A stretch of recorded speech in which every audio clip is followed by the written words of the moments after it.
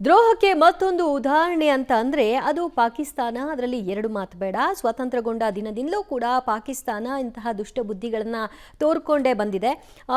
ಈಗ ಭಾರತ ಅವಿಶ್ಯವಾಗಿ ಇಲ್ಲಿವರೆಗೂ ಕೂಡ ರಾಂಗ್ ಆಗಿರಲಿಲ್ಲ, ಸಾಫ್ಟ್ ಆಗಿ ನಡ್ಕೊಂಡ್ಬಂದಿತ್ತು. ಪ್ರತ್ಯೇಕ ರಾಷ್ಟ್ರ ಆದ ಸಂದರ್ಭದಲ್ಲಿ ಪಾಕ್ ಅಭಿವೃದ್ಧಿಗೆ ಅಂತ 55 ಕೋಟಿಯಿಂದ ಶುರುವಾಗಿ ಒಂದಲ್ಲ ಎರಡಲ್ಲ ಹಲವು ಬಾರಿ ಸಹಾಯ ಹಸ್ತ ಚಾಚಿದ್ರು. ದ್ರೋಹ ಬುದ್ಧಿ ಮಾತ್ರ ಅದು ಬಿಟ್ಟಿಲ್ಲ. ಪಾಕಿಸ್ತಾನಕ್ಕೆ ಒಂದಲ್ಲ ಎರಡಲ್ಲ ನೂರಾರು ಬಾರಿ ಸಹಾಯ ಮಾಡಿದ್ರು, ದ್ರೋಹ ಮಾಡ್ತಾನೆ ಬಂದಿದೆ. ಶಾಂತಿ ಒಪ್ಪಂದಗಳು, ಯುದ್ಧದ ಕರಾರುಗಳು ಯಾವುದನ್ನು ಕೂಡ ಅದು ಉಳಿಸ್ಕೊಂಡಿಲ್ಲ. ಹಾರ್ಟ್ ಸಮಸ್ಯೆ, ಕಿಡ್ನಿ ಕಸಿ, ಅದು ಇದು ಅಂತ ಪಾಕ್ ಪ್ರಜೆಗಳಿಗೆ ಮೆಡಿಕಲ್ ವೀಸಾ ಕೊಟ್ಟು ದೊಡ್ಡತನ ಮೆರೆದಿತ್ತು ಭಾರತ. ಆದರೆ ಎಂಥದ್ದೇ ಒಳಿತು ಮಾಡಿದರೂ ಕೂಡ ಪಾಕ್ ಮಾಡಿದ್ದು ಮಾತ್ರ ಅದೇ ನೀಚ ಕೃತ್ಯ. ಪಾಕ್ ದ್ರೋಹಗಳ ಲಿಸ್ಟನ್ನು ನೋಡ್ತಾ ಹೋದರೆ ಪಾಕಿಸ್ತಾನ ಸುಧಾರಿಸುವಂತಹ ಲಕ್ಷಣವೇ ಇಲ್ಲ. ಇವೆಲ್ಲವಲ್ಲಿ ಬಿಟ್ಟು ಹಿಂದೆಲ್ಲ ಮಾಡಿದ್ದೀವಿ, ಈಗ ಅದರಿಂದ ನಾವು ಹಿಂದೆ ಸರಿತಾ ಇದ್ದೀವಿ ಅಂತ ಏನು ಹೇಳಿಕೆ ಕೊಡ್ತಾನೆ, ಅದು ಶುದ್ಧ ಸುಳ್ಳು. ಒಮ್ಮೆ ಇದಕ್ಕೆ ನೀವು ಕೈ ಜೋಡಿಸಿದ್ರೆ, ಒಮ್ಮೆ ನಿಮ್ಮ ಕೈಗೆ ರಕ್ತವನ್ನು ಅಂಟಿಸ್ಕೊಂಡ್ರೆ ಮುಗೀತು.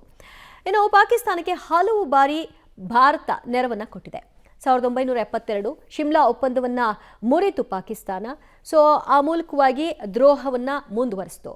ಇನ್ನು LOC ದಾಟಲ್ಲ ಅಂತ LOC ಒಪ್ಪಂದ ಇದ್ರೂ ಕೂಡ ಅದಕ್ಕೆ ಎಳ್ಳು ನೀರು ಬಿಟ್ಟು ಹಲವಾರು ಬಾರಿ ಈಗಾಗಲೇ LOCಯಲ್ಲಿ ತನ್ನ ದುಷ್ಟ ಬುದ್ಧಿಯನ್ನು ತೋರಿಸಿದೆ. ಲಾಹೋರ್ ದೆಹಲಿ ಬಸ್ಗೆ ವಾಜಪೇಯಿ ಅವರು ಚಾಲನೆಯನ್ನು ಕೊಟ್ಟಿದ್ದಂತಹ ಒಂದು ವಿಚಾರ, ಲಾಹೋರ್ ಮತ್ತು ದೆಹಲಿಯ ಒಂದು ಬಸ್ಗೆ. ಆದರೆ 1999ರಲ್ಲಿ ಕಾರ್ಗಿಲ್ ವಾರ್ ಶುರು ಮಾಡಿತ್ತು.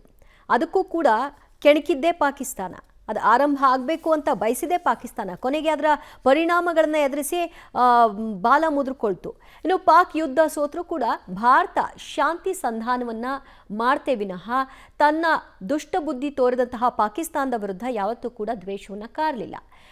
26/11 ಮುಂಬೈ ಭಯೋತ್ಪಾದಕರ ದಾಳಿ ಆಯ್ತಲ್ಲ, ಆ ದಾಳಿಯಲ್ಲಿ ಪಾಕಿಸ್ತಾನದ ನೆರವು ಇತ್ತು. ಪಾಕಿಸ್ತಾನವೇ ಉಗ್ರರನ್ನ ಕಳಿಸಿತ್ತು, ಪಾಕಿಸ್ತಾನವೇ ಉಗ್ರರನ್ನ ಪೋಷಿಸಿತ್ತು, ಅದಕ್ಕೆ ಫಂಡಿಂಗ್ ಕೂಡ ಮಾಡಿತ್ತು ಅನ್ನೋದಕ್ಕೆ ಸಂಬಂಧಪಟ್ಟ ಹಾಗೆ ಹಲವಾರು ರೀತಿಯ ಪುರಾವೆಗಳು ಲಭ್ಯವಾದರೂ ಕೂಡ ಆ ನಂತರವೂ ಕೂಡ ಪಾಕಿಸ್ತಾನದ ವಿರುದ್ಧವಾಗಿ ದೊಡ್ಡ ಮಟ್ಟಿಗಿನ ಕ್ರಮವನ್ನು ತೆಗೆದುಕೊಳ್ಳಿಲ್ಲ. ಕಸಬ್ ಸೇರಿ ಹಲವು ಉಗ್ರರನ್ನ ಕಳುಹಿಸಿ ಅಟ್ಯಾಕ್ ಮಾಡಿದ್ದು ಎಲ್ಲರಿಗೂ ಗೊತ್ತಿರುವಂತಹ ಇತಿಹಾಸವಾಗಿ ಉಳ್ಕೊಂಡಿದೆ 26/11 ಮುಂಬೈ ದಾಳಿ ಪ್ರಕರಣದಲ್ಲಿ. ಅದಾದ ನಂತರದಲ್ಲಿ ಕಸಬ್ ನಮ್ಮೋನಲ್ಲ ಅಂತ ವಿಶ್ವದ ಮುಂದೆ ಬುರುಡೆ ಬಿಡ್ತು. ನಾವು ಕಳಿಸಿರಲಿಲ್ಲ, ನಾವು ಅವನಿಂದ ಈ ಕೆಲಸವನ್ನು ಮಾಡಿಸಿರಲಿಲ್ಲ, ಆತ ನಮ್ಮವನೇ ಅಲ್ಲ ಅಂತ ಹೇಳೋ ಮೂಲಕವಾಗಿ ವಿಶ್ವವನ್ನು ನಂಬಿಸುವಂತಹ ಕೆಲಸವನ್ನು ಮಾಡ್ತು. ಆದರೆ ನಂಬಿದವರೆಷ್ಟು, ಅದನ್ನು ನಂಬದೇ ಇದ್ದವರೆಷ್ಟು ಅನ್ನುವಂಥದ್ದು ಲೆಕ್ಕಕ್ಕೆ ಬರಲ್ಲ. ಕಾಶ್ಮೀರದಲ್ಲಿ ನಿರಂತರ ಸೈನಿಕರು, ಸ್ಥಳೀಯರ ಹತ್ಯೆಗಳನ್ನು ಮಾಡಲಾಯಿತು, ಹಲವಾರು ಮಾರಣ ಹೋಮಗಳಾಯಿತು. ಅದಾದ ನಂತರದಲ್ಲಿ ರಿವೆಂಜ್ ಆಗಿ ಭಾರತ ಆಗಾಗಲೇ ಪಾಠವನ್ನು ಕಲಿಸಿದ್ರೆ ಬಹುಶಃ ಇವತ್ತು ಈ ಮಟ್ಟಕ್ಕೆ ಪಾಕಿಸ್ತಾನ ಮುಂದುವರಿತಾ ಹೋಗಲಿಲ್ಲ. ಆಗಲೂ ಕೂಡ ಭಾರತ ಶಾಂತಿ ಸಂಬಂಧಗಳನ್ನು ಮುಂದುವರಿಸ್ಕೊಂಡು ಹೋಯಿತು. ಮೆಡಿಕಲ್ ವೀಸಾಗಳನ್ನು ಪಾಕ್ ದುರುಪಯೋಗ ಪಡಿಸ್ಕೊಳ್ತು. ಮೆಡಿಕಲ್ ವೀಸಾ ನೆಪದಲ್ಲೇ ಹಲವಾರು ದುಷ್ಟ ಬುದ್ಧಿಗಳನ್ನು, ದುಷ್ಟ ಕೃತ್ಯಗಳನ್ನು ಕೂಡ ನಡೆಸಿದ್ದುಂಟು. ಆದರೂ ಕೂಡ ಅದನ್ನು ಬ್ಯಾನ್ ಮಾಡಲಿಲ್ಲ. ಪಠಾಣ್ ಕೋಟ್ ದಾಳಿ ಆಯಿತು. ಸಾಕ್ಷ್ಯ ನೀಡಿದರೂ ಕೂಡ ಅದನ್ನು ನಿರಾಕರಿಸಿ ಪದೇ ಪದೇ ಸಾಕ್ಷ್ಯ ಕೊಡಿ, ನೀವು ಕೊಟ್ಟದ್ದು ಸಾಕ್ಷ್ಯ ಅಲ್ಲ ಅನ್ನುವಂಥ ನಿಟ್ಟಿನಲ್ಲಿ ತನ್ನ ದುಷ್ಟ ಬುದ್ಧಿಯನ್ನು ಮುಂದುವರಿಸಿತ್ತು. 2019ರಲ್ಲಿ ಕರ್ತಾರ್ಪುರ ಕಾರಿಡಾರ್ ನಿರ್ಮಾಣವನ್ನು ಮಾಡಿದಂತಹ ವಿಚಾರಕ್ಕೂ ಸಂಬಂಧಪಟ್ಟ ಹಾಗೆ 2019ರ ಕರ್ತಾರ್ಪುರ ಕಾರಿಡಾರ್ ನಿರ್ಮಾಣ ಮಾಡಲಾಗಿತ್ತು.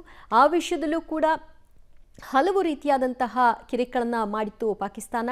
ಸೊ ಅದರ ಮುಂದುವರೆದ ಭಾಗವಾಗಿ ಪಾಕ್ ಸಿಖ್ಖರಿಗೆ ದೇರಾ ಬಾಬಾ ನಾನಕ್ಗೆ ಹೋಗಲು ಅವಕಾಶವನ್ನು ಕೊಡಲಾಗಿತ್ತು. ಪಾಕ್ ಸಿಖ್ಖರಿಗೆ ದೇರಾ ಬಾಬಾ ನಾನಕ್ಗೆ ಹೋಗೋದಕ್ಕೆ ಅವಕಾಶವನ್ನು ಕೇಳಿತು. ಅದಕ್ಕೆ ಅವಕಾಶವನ್ನು ಕೂಡ ಕೊಡಲಾಗಿತ್ತು.